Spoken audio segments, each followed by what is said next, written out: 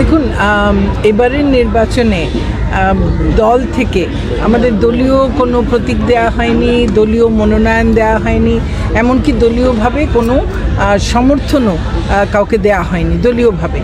এবং সুস্পষ্ট নির্দেশনা দেওয়া হয়েছে যে মন্ত্রী এমপি যারা তারা এই প্রক্রিয়ার মধ্যে তারা কোনো অন্যায় হস্তক্ষেপ করবেন না, তারা কোনো ধরনের প্রভাব বিস্তার করবেন না, এই নির্দেশনাগুলো আছে।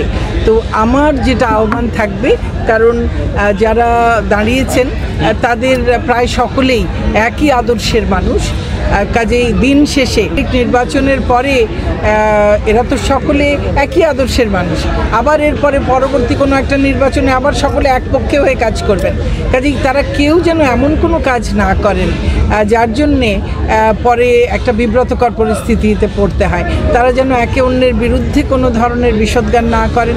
প্রত্যেকে যার যার প্রার্থী তার নিজের যোগ্যতা সম্পর্কে বলবেন, মানুষের কাছে ভোট চাইবেন, এবং কোনো নেতাকর্মীকেও তারা যেন অন্যায়ভাবে কোনো চাপ প্রয়োগ না করেন তাদের পক্ষে যাবার জন্যে। আমি ভোটারদেরকে আশ্বস্ত করতে চাই, কারণ তারাও আমাকে আজকে যখন এসেছি তারাও আমাকে বলেছেন যে তারাও ঠিক এই রকমই একটি নির্বাচন করবার জন্য তারা প্রস্তুত।